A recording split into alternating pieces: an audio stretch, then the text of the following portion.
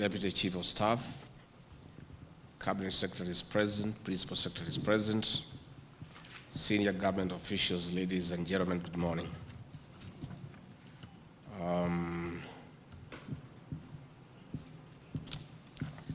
It gives me great pleasure to join you this morning to jointly celebrate the official launch of the Foreign Travel Information Management System, FoTIMS, and the Presidential Directives Management Information System, PDIMS. I want to thank the Office of the Chief of Staff and Head of Public Service for this invitation and the opportunity to jointly engage and reflect on a subject of passion and conviction to me personally, the subject of digital transformation. ICT has been universally recognized as an enabler of development in all spheres of human endeavor through facilitation of access to information to support decision-making and through efficient and effective processes. Indeed, technology is a strategic driver to not only improve efficiency, more so in the public sector, but also to make government more transparent, trustworthy, accountable, and open. The last point is critical, especially when one considers the turmoil we have experienced in the last few months, whose root cause can be traced down to loss of trust, lack of transparency, and poor accountability. One objective of the Kenya Kwanza administration's bottom-up economic transformation better plan is to enhance government service delivery through digitization and automation of all government critical processes and make available 80% of government services online. We meet here today to commission 2 such interventions on this journey and to celebrate the Office of the President for taking leadership to delivering this digital transformation. The Better Plan draws its inspiration from the Kenya Vision 2030 economic blueprint. The vision similarly recognizes the role of ICT in harnessing new knowledge for wealth creation, social welfare, and international competitiveness. This administration has therefore set forth ambitious objectives aimed at catalyzing transformation and inclusive growth, with the digital superhighway playing a critical role in enabling us to make tremendous achievement in delivery for the other 4 pillars of the plan, namely health, agriculture, MSMEs, and financing.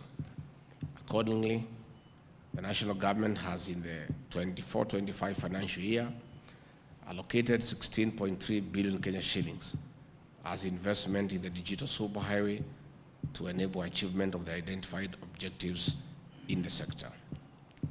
Ladies and gentlemen, in our ongoing efforts to enhance governance and streamline public service delivery through digital transformation, the Office of the President has introduced 2 advanced digital platforms which we are officially commissioning today. Foreign travel is one of the big line items in our budget, which consumes a significant amount of financial resources. Whereas it remains important for building networks, learning, building partnerships, and allowing us to shift our mindset from thinking Kenya only to thinking globally, it must be done sustainably and devoid of abuse. The commissioning of the Foreign Travel Management Information System, FoTIMS, therefore, is not only exciting, but also truly necessary. It automates the travel clearance processes by enhancing the ease and efficiency of application, processing, and approval. The system will support the implementation of the government austerity measures, increase efficiency and transparency of the process, which all go to restore trust and accountability, 2 sides of the same coin that the Kenyan people demand of their government. I am aware that plans are at an advanced stage to cascade the Foreign Travel Information System, FoTIMS, to each MDA for use in undertaking internal approvals. I therefore encourage expedition for conclusion of this process to secure holistic structure that will not only secure adherence with prevailing travel guidelines, but also facilitate government's ability to review overall foreign travel budgets and expenditures, analyze our global travel trends and priorities, and reorganize our foreign service footprints accordingly. Ladies and gentlemen, it is said, change is inevitable, growth is optional. These words by John Maxwell underscore the radical shift which technology has brought to the world. The world is changing, and the world will continue to change. Digital transformation puts technology at the core of strategy, which translates to better processes, increased efficiencies, and a digital fluent workforce, elements that are key to future survival and growth.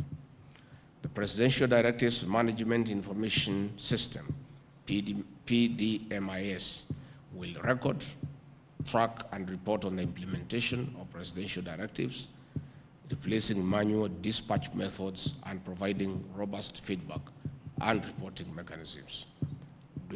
Government moves slowly, which is a good thing, because while the executive runs on an election cycle of every 5 years, institutions preserve continuity.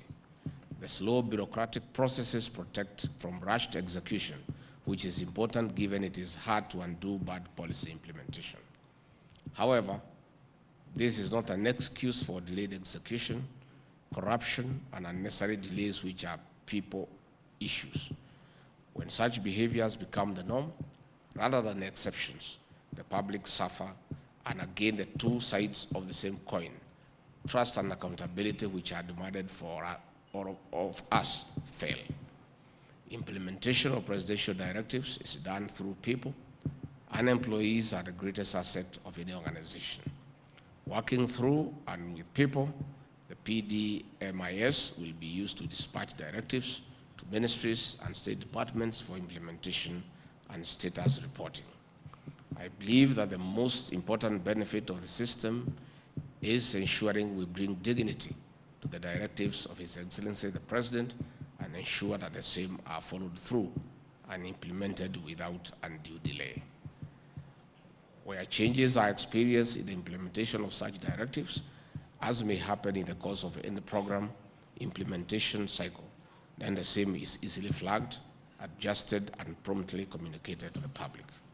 Effective tracking of directives and early escalations where challenges are experienced has been a challenge in seeing through implementations and measurement of impact. Accordingly, automation of the dispatch, implementation, tracking, and reporting of directives will ensure proactive rather than reactive implementation. I'm informed that the two systems are both homegrown, developed in-house by a team of young, innovative, technical, and ICT officers. I am proud of the fact that the public service is producing the quality and capability that we have always known to exist within. My faith in the role of the public service and its ability to shape and define young people continues to be restored when I see such outcomes. I congratulate the team for translating their patriotism and desire to transform this nation into work that has produced the systems and applications we are launching today. I invite all public officers to similarly see the potential of their skills and devise mechanisms for translating them into transformation outcomes that are necessary for bettering the lives of our people. Showcase the wonderful innovations that are within us. Remind the country of the talent and potential that the public service has to offer. As I conclude, I wish to add caution that a system is only as good as its users. It is imperative that we adopt the necessary integrity tenets in the use and application of the systems in order to reap the expected benefits. Users must ensure that the information submitted is verifiably accurate or factually correct. This is to ensure that we do not have errors or deliberate omissions that would compromise the system's integrity and utility. I trust that the persons who have been identified and approved as users will live up to this expectation. Our collaborative efforts in enabling digital transformation in our processes to confront the challenges in public service delivery will lead to increased accountability, enhanced transparency, and prosperity for our citizens tomorrow, and ultimately build public trust in government. It is now my pleasure to officially launch the Foreign Travel Information Management System and the Presidential Directives Management Information System, PDIMS. God bless you all. God bless Kenya. Asante sana. I think I'm the happiest of all this morning because as Principal Assistant to the President, the dignity of my boss is paramount, and the directives that he issues should be implemented expeditiously without fail. So this system helps our officers across government to keep a tab on what is happening and have a feedback mechanism of what the President has directed and the implementation matrix. We have had instances for the last 2 years where our officers have let the President down. The President of the Republic of Kenya is a symbol of national unity, and his office is a symbol of authority for the Republic. When he pronounces himself on a matter, that matter is as good as law. So it is incumbent upon officers across government, led by our CSs and the PSs, to make sure that we dignify the person and the office of the President by expeditiously implementing directives that he has issued across the country. So with the launch of this system for managing information on his directives, I'm confident that by the end of the year,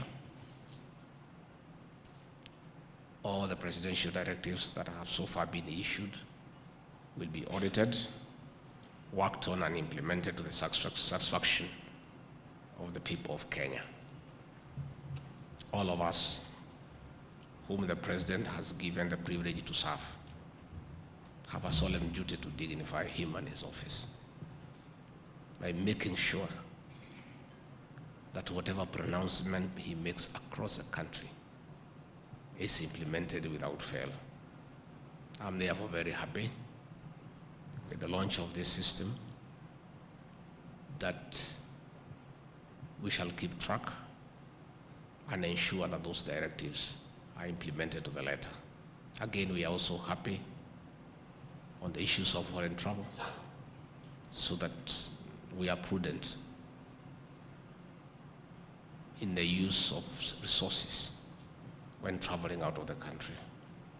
We have had instances where almost everybody is traveling, and sometimes you are left to wonder who remains behind to buy the house.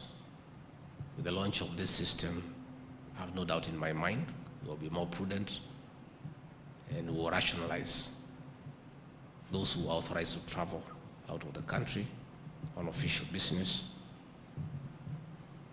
and clearly justify the use of public funds out of the country. So this is a good day for the public service, and these two systems will help us to be more efficient and work to the satisfaction of the people of Kenya. Again, it's a revolution for those of us who started our career in the public service. This is a great milestone, because when we entered the public service in the year 1989, everything was manual, and we were still working efficiently, but the world has gone digital. The world is now a global village, and we must move with the times. So this is another very important milestone for the public service in the Republic of Kenya. And I want leader to thank all our public servants for their patriotism and commitment to serve the people of Kenya. and needed to say that we have got a good public service because it ensures continuity when there is change of government. And therefore, we ask the public service that it is a custodian of the Kenyan state because it keeps things going even when there is change of government. So I want to encourage all public servants to continue serving this country with dedication, commitment, and patriotism because we owe it to the people of Kenya. Asante sana, Mungu awabariki.